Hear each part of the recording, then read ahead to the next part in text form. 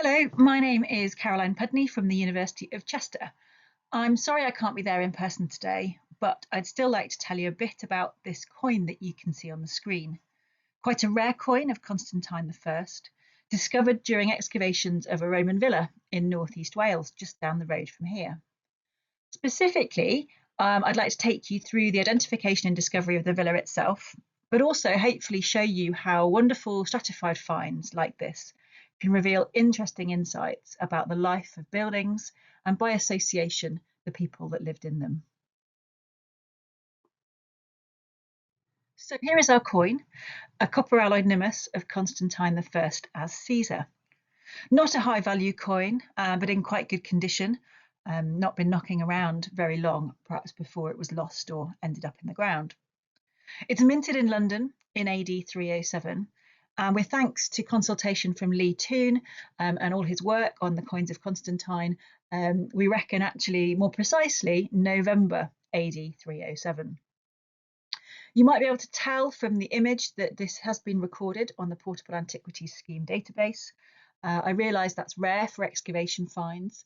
However, the project was a partnership with PAS Cymru, who helped identify the coins, and under Sam Moorhead, they became recorded on the database.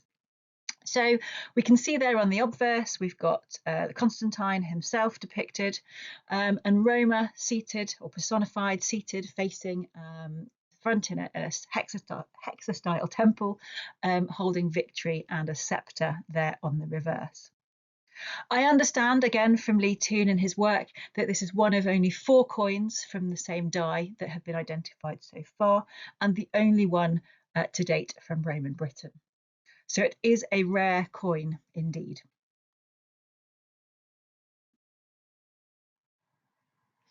And as I mentioned, it's in northeast Wales where our coin was unearthed during excavations of a Roman villa. So this area in the Roman period and even today very much dominated by Chester, just outside Wales to the sort of the northeast of the find spot. You've got the sea to the north with the Wirral Peninsula, Cheshire to the east, Shropshire to the southeast, and the Conwy Valley and Gwynedd off to the west. It's an area largely dominated by uplands, the Clwydian range between the Vale of Clwyd and the coastal fringe, but then large areas of open moorland and agricultural land, especially in the areas of kind of St Asaph to the south of the county, as well as parts of Wrexham County, with the River Dee running through, sort of through parts of Wrexham and out to the sea just north of Chester. You've also got the River Clwyd to the west as well, creating quite fine agricultural areas around Wrexham, as I mentioned, the Vale of Clwyd, although they tend to be quite heavy clay soils. So that can have impact, obviously, on identification and preservation of archaeological remains. And during the Roman period, this is a largely militarised area. We are part of Britannia's western frontier, connected via Chester, Diva Victrix, through Cheshire up to Lancashire, up to the northern frontier in Cumbria. So a lot of the sites known have military associations. But beyond those kind of military installations themselves, those kind of sites that tend to be identified and best understood are perhaps those that relate to mineral extraction and industrial processing. Alternatively, we've got a lot of find spots of Roman hoards or late Roman hoards as well. Other evidence for Roman activity in the region include that of the Roman roads. Their sort of courses are fairly well known in and out of Chester. Some routes across the coastal plateau being very much archaeologically well attested, but some lines of the roads are still somewhat postulated.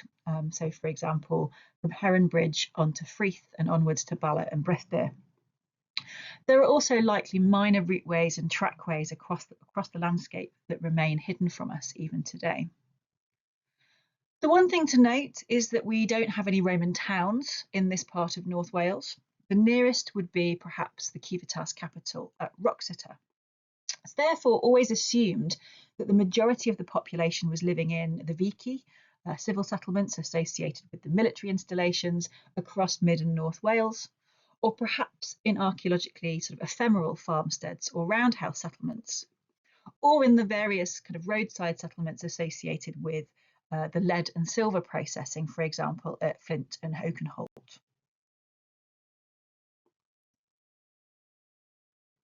In comparison, known rural settlement is less well understood or identified. Through the Rural Settlement of Roman Britain project, a handful of these sites were kind of recorded and catalogued, although many of what they have categorised as rural settlements are not your perhaps regular Romano-British rural farmsteads. Instead, they appear to have quite industrial or military kind of bases for their economy.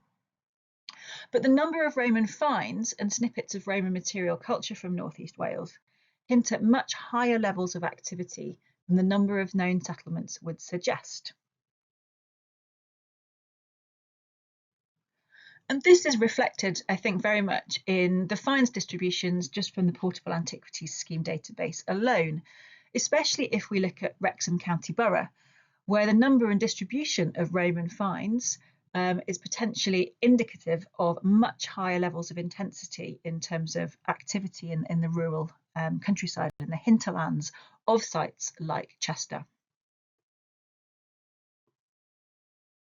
The current picture is that the majority of sites are associated with industry and the exploitation of mineral resources, sort of lead, silver, brooch production, pottery, and tile, of course, over at Holt, where the Legionary Tile Depot. Most sites seem to date to the Flavian period and later, and or associated with the army, specifically the 20th Legion themselves, with the presence of stamped tiles at many sites across the region being present.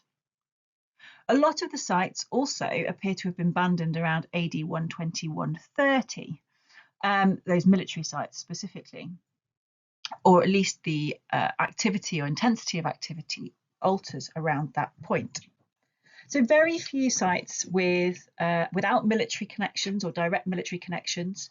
Until relatively recently, no known villas really, and the spot finds though hint at much more activity than currently identified. And one of those finds, and the one responsible for really kick-starting our investigations on this project, was the Russet lead pig. And this is the russet-legged pig. Probably deserves a talk in its own right, although you may well have heard about it already. Discovered in autumn 2019 through metal detecting, recorded very responsibly through the Portable Antiquities Scheme, and the find spot investigated immediately by Wrexham Museum and archaeologists from the then Clwyd Powys Archaeological Trust, now HENEB, and followed up, in fact, by broader geophysics and excavations as part of this kind of rural settlement in Wrexham project that this talk is largely about. So this lead pig in itself is very interesting. It's quite an early one for North East Wales, so it's recorded as having been created under the emperorship of Nero, and specifically when Trebellius Maximus was the imperial legate. So this is quite an early period of, in theory, campaigning in this part of Britain. And this very much suggests that activity in the 60s AD was perhaps far more intense than we'd previously acknowledged or identified. So there's lots of interesting things about this particular object, but it's this object that allowed us the funding to do wider field work, both around this find spot, but also some clusters of finds to a field about a kilometre and a half away in a place called Burton Green. And it's in this field where field walking and geophysics in autumn 2020 identified the outline of a Roman villa amongst some other outbuildings, trackways, field boundaries, and potential kind of industrial or high levels of magnetic susceptibility along what is called today the Pulford Brook. And what we have is this kind of orientated roughly just off east-west with a southerly aspect just north of the brook itself. And I shall zoom into that now. As you can probably see in the bottom right-hand corner of the geophysics plot, a very clear outline of walls, linear features running, as I said, roughly east to west, that show the very indicative shape of a winged corridor villa. The main building, or domus, south-facing, as I said, down towards the brook. A line at the bottom of the image as well, potentially showing more walling or high levels of burning. This kind of reverse F shape is how we kind of interpreted it initially. And other potential outbuildings, features, trackways, field boundaries. Obviously, geophysics, you don't get an idea of the clear date of these things, so it was uncertain as to whether they were all chronologically contemporary, but they allowed us, again, further funding, to apply for further funding to investigate this particular field itself, having not found much around the find spot of the lead pig at all. Nothing really to mention in a very wet season of excavations. So our attention very much became focused at this site just off Stringers Lane in Burton Green. In a very warm September 2021, we were able to strip the topsoil with the landowner's permission, just to kind of ground truth those geophysical results. And right beneath the topsoil sat the remnants of Roman walling in exactly the place we thought it would be based on the geophysics. So varying levels of survival in some areas. So on the right hand image there, you can actually see this is one of the wings, one of the alae of the domus, stripped bare down to foundation levels with just the kind of the ghost outlines from the lime mortar that was obviously used as bonding, hence why it kind of popped on the geophysics so clearly. Elsewhere, one or two courses remaining, but largely the villa building itself, or the half that we revealed, had been very much battered and messed about by the plough. So there was quite extensive damage to the structure itself.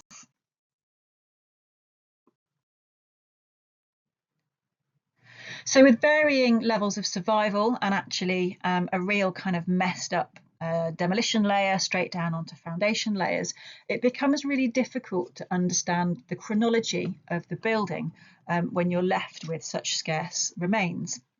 However, some of the villa walling had been robbed out subsequent to its use, identified by robber trenches at various points. But we'd also got some evidence of robbing or removal of walls during the lifespan of the villa, and I'll return to the latter in a bit. But the trench had more or less produced what we could see on the geophysics, this kind of classic outline of a winged corridor villa. Inside the domus, we have evidence for flooring, although not much of that survives, so it's very partial. It's very much been truncated through later episodes of disturbance and robbing and ploughing. Very mixed up layers, so the demolition layers of the building have been ploughed up along with some of the flooring and the foundation layers. So finds that were within sealed contexts is quite rare. And while the kind of the finds that we have got, the bits of pottery and brick and tile, help us broadly understand the date and character of the villa and their occupants, their disturbed stratigraphic context adds very little to our understanding of the finer details, the events, the biography of both the objects and the villa itself. But we have evidence for internal room dividers, some painted wall plaster, a range of pottery and box flue tiles that would be used in a hypercore system. The finds, especially the ceramics, range in date from the early 2nd century AD, although these are highly abraded, to the 4th century with Oxfordshire and Hammerhead mortaria. All the sorts of fabrics and forms we would expect to find in a villa context. We also have 5 coins from this particular trench, and those of which are identifiable date from the 4th century. Like this one, a copper alloy nummus of the House of Constantine. The mint is unclear, but it dates from around AD 335 to 341. And this is where our Constantine coin comes in, the coin of Constantine I as emperor. We were able to start to see evidence for the reorganisation in the layout of the villa, with one of the internal walls seemingly being deliberately dismantled. Thanks to this rare coin being found within the fill of that wall kind of demolition cut, it tells us that this was dismantled sometime after AD 3067, or as we now know, after November AD 307. So this gives us a lovely terminus post quem, or earliest possible date for this having occurred. The literal minting of history gives us some of the most precise dating available in archaeology, and it absolutely blows my mind that this could be so precisely dated to November, a month in a particular given year. And it creates a beautiful narrative about the reorganisation of space within this domus.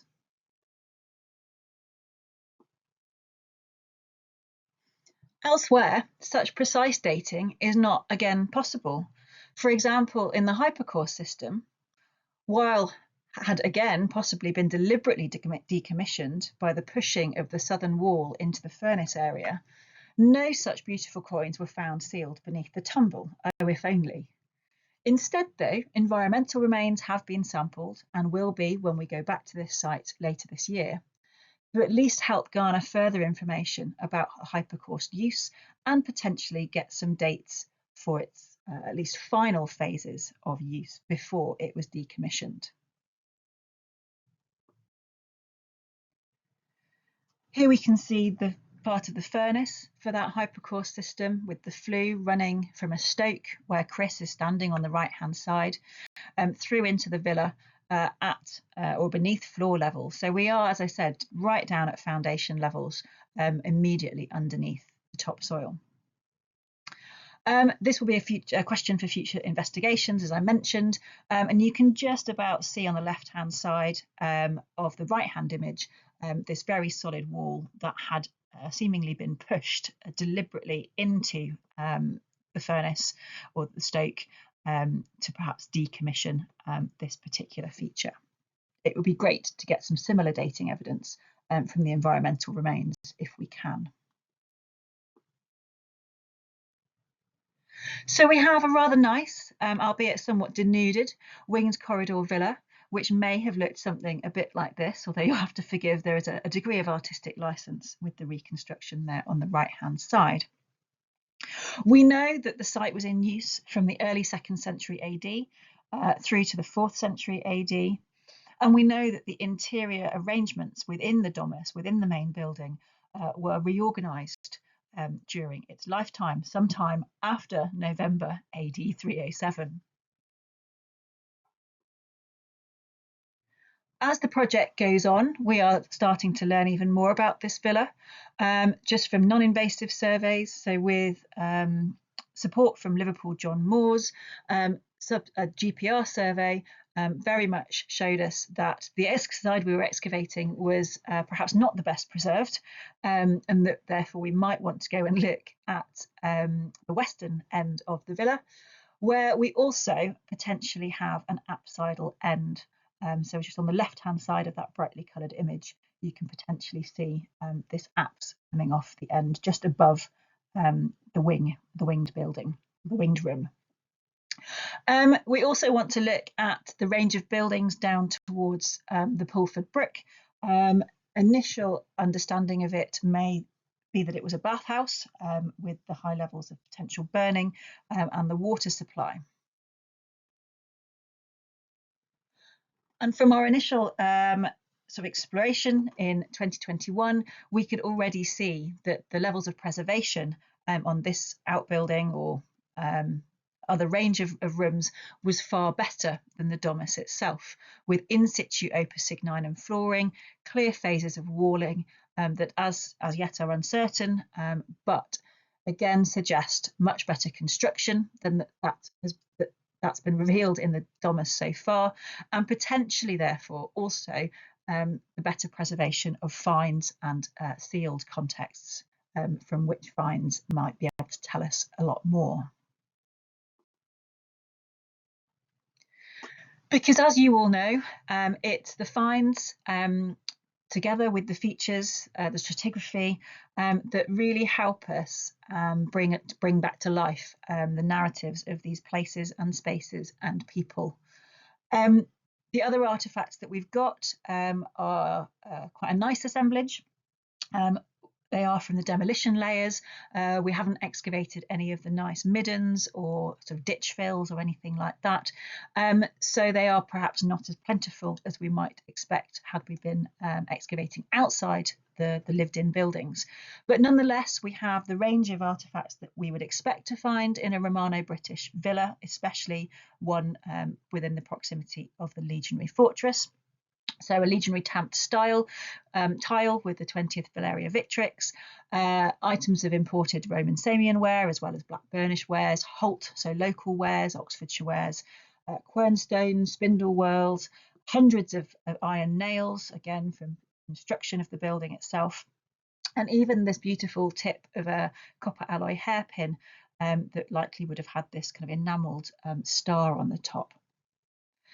So lots of lovely artefacts. Sadly, none quite like the coin that was quite so beautifully sealed and that can create such a narrative about the building. So just to summarise, PAS metal detected finds indicate a much busier landscape than is actually reflected by the distribution of known settlements in this particular region. And the discovery of this villa also, I think, alerts us to the fact that there are probably more such sites waiting to be discovered. And I think PAS finds are a key way for us to start investigating where those sites might actually be. But the character of rural settlement, and I mean sort of rural as in a villa rustica might be rural, or an agricultural farmstead, very much suggests that it might be more typical in northeast Wales and around Chester in comparison to the rest of the province than previously assumed. It might not be all military and frontier zone, although to really understand the dynamics of the western frontier, a lot more work, I think, is required. The villa itself, so far at least, is not perhaps as opulent as many in southern England. We don't yet have any mosaic floors. But the occupants, whoever they may have been, are clearly well connected. They have a relationship with the 20th Legion, or at least the Tile Production Centre at Holt. Further seasons of fieldwork do lie ahead, and more will be able to be understood about this villa as a result of those seasons. So far, though, the work done here has helped us identify a bit more about chronology in this area. So, for example, the lead pig certainly raises questions about the extent and character of lead extraction and processing in the pre-Flavian period, especially just after the Boudiccan Revolt. But the lack of sealed context so far at the Rosset Villa very much make understanding the phasing of the villa difficult. However, we have only scratched the surface. And coins like our coin of Constantine and other nicely stratified finds, together with understanding the relationships of walling and flooring and even the demolition layers, will help us unravel the story of this place as the project continues. So please do watch this space. Season 2 of excavations is currently being planned for September 2026, after which we hope to be able to tell you far more stories of how objects can help us understand people and places. Thank you very much. Here's just a thanks to our funders and supporters. I'm afraid I'm not there for questions, but do feel free to email me if should you have any. Thank you.